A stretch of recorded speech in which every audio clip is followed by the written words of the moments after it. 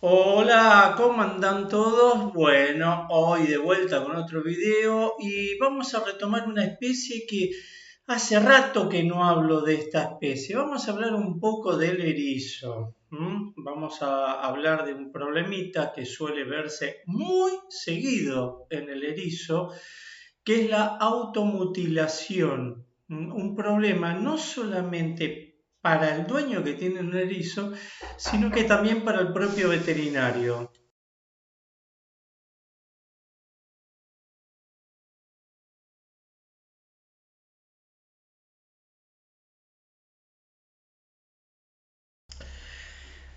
En principio, es difícil saber por qué el animalito toma esta decisión, porque vamos a pensar algo lógico, la automutilación.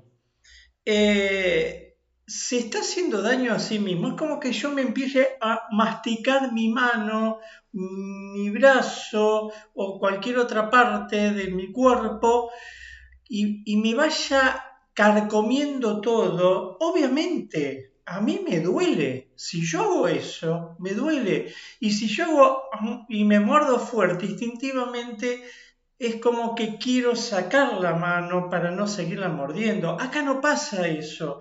El animal insiste, insiste, insiste y los dueños a veces le retiran la careta y más, ¿cómo les puedo decir? Más se enojan y más insisten. Entonces, es un problema, como dije, para el dueño y para el veterinario. No sabemos si es un proceso de picazón, de malestar, de dolor o es un proceso netamente psicológico. No hay muchos datos sobre esto. Pero sí hay que tener en cuenta algunas cosas. ¿En qué momento generan o hacen la automutilación? Porque sabiendo en qué casos el bichito puede generar ¿cómo le puedo decir? Este comportamiento patológico contra su cuerpo propio, podemos llegar a tomar algunas medidas que desde ya les digo, las medidas no dan todas resultados, no dan siempre resultados, pero podemos llegar a tomar algunas medidas. Quizás a mí la medida que más me ha resultado, es muy estresante esta medida para el animalito, pero me ha dado buenos resultados, es, si ustedes ven el canuto de cartón que viene en el rollo de papel higiénico cuando se acaba el papel higiénico, ¿no es cierto? Lo cortamos por la mitad y se lo metemos a modo de cono en la cabeza hasta que haga tope en lo que sería el comienzo de los hombros nuestros, hasta los hombros, digamos. Y tratar de no sacárselo más. Obviamente el animalito va a encontrar la forma, se lo va a sacar. Es como si fuera un collar isabelino hecho con el tubito de papel higiénico que queda encastrado haciendo tope. Es como que tengamos un collar isabelino. Entonces el animal se empieza a preocupar más por sacárselo eso que se lo volvemos a colocar cuando lo logra que la mutilación en sí. Y a veces se lo saca y lo quiere destruir para que no se lo vuelvan a poner y mientras lo está destruyendo se olvida de mutilarse. Quizás esta sea la técnica que más me ha resultado, pero hay otras técnicas dependiendo la zona que se están mutilando, que se hacen vendajes para que se arranque el vendaje y se vuelva a hacer, arrancarse el vendaje y volverse a hacer, o farmacológicos, donde se le dan ciertos fármacos que eso lo tiene que decidir el veterinario. Pero a la larga, como te dije recién, podemos improvisar infinidades de técnicas, formas, maneras, pero cuando el bichito está porfiado en mutilarse, termina mutilándose. Es un trastorno serio.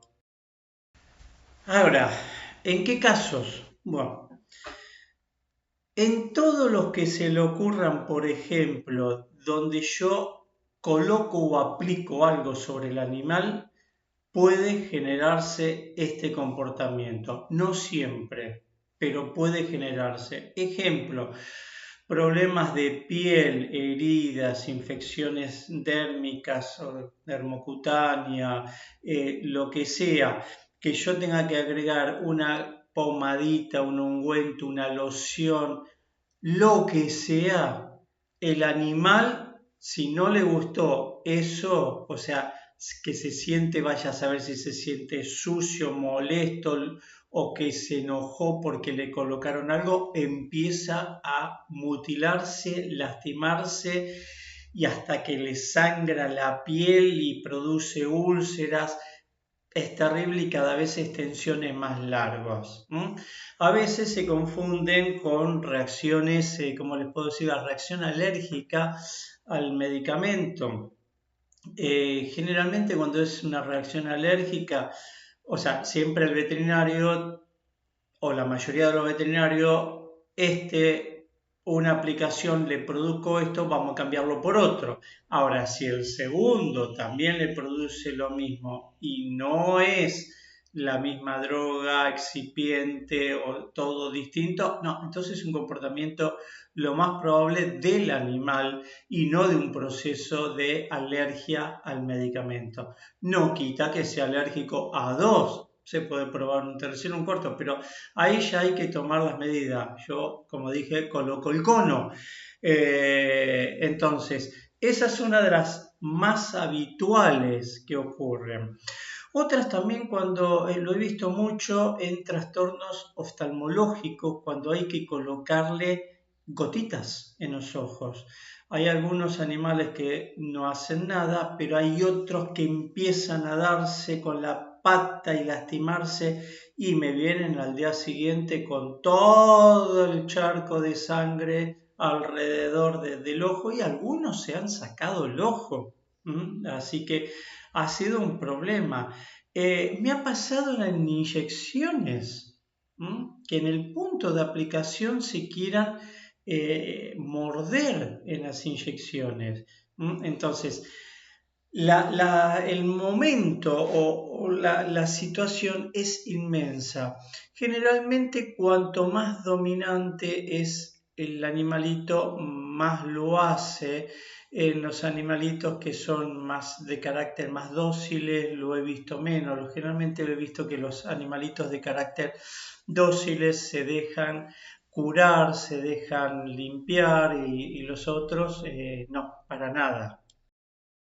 Otro momento acompaña a un proceso traumático. Por ejemplo, el típico cuando se enriedan los pelos o algunos hilos. Se difundió mucho el uso de polares y yo siempre le aclaro a la gente, las casitas polares, las cunas polares, fíjense en que los polares en algún lado tienen una costura, revisen esa costura porque con las púas enganchan los hilos, los cortan, se deshilacha el polar ahí y ese hilo se le enrieda. En la naturaleza no usan polar, en la naturaleza se meten debajo de las hojas o se meten en cavidades de árboles, de hueco, entonces quizás, siempre digo lo mismo, una casita de madera imitando el árbol donde buscan refugio para calentarse, a veces es más natural. Pero volvemos a esto, o las mujeres cuando, que el típico es el enredo del pelo, es el pelo femenino, que es un pelo largo, más largo que el del hombre, que cuando le van a hacer la limpieza de su ambiente, al agachar la cabeza se le cae un pelo, no es el caso mío, como verán, en el caso mío ya se me cayeron casi todos, pero bueno, se cae un pelo, ese pelo tan finito entre lo que usen como material de cama, serrín, marlo, lo que sea, eh, papel compactado, lo que sea, pasa inadvertido y se le enreda, o cuando liberan al erizo para hacer ejercicios en dormitorios, en cuartos, que siempre le gusta meterse abajo de los muebles van de todo va a parar. Entonces se le enreda. ¿Qué pasa? Le comprime la patita y obviamente el animal se va a querer mutilar. Hasta ahí es normal la mutilación, ahí entendemos la mutilación, sabemos que lo que quiere hacer el animal es sacarse eso. ¿Ahí está? Lo que ya se va por las ramas es que muchas veces viene la consulta, se le saca ese pelito o lo que tenga enredado, se hace la curación, ya no debería insistir en sacárselo, pero hay animales que se siguen mutilando la pata y se la van acortando cada vez más. Ahí ya las cosas se nos complicaron y mucho se nos complicaron. Por eso hay muchos erizos que le faltan las manos o gran parte de la pata. Por este motivo, parte por lo que tuvo enredado y parte porque siguió mutilándose luego de ese proceso. Y quizás la automutilación más grave que podemos llegar a encontrar es cuando se hace una cirugía.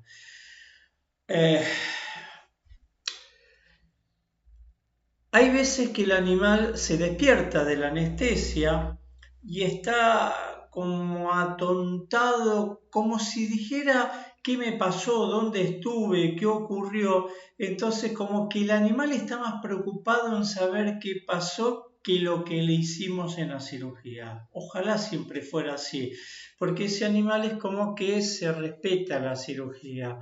Pero en una gran cantidad de animales, pero gran cantidad de animales, se despiertan y automáticamente van a arrancarse los puntos de la cirugía, a ver, insisten y generan una automutilación terrible.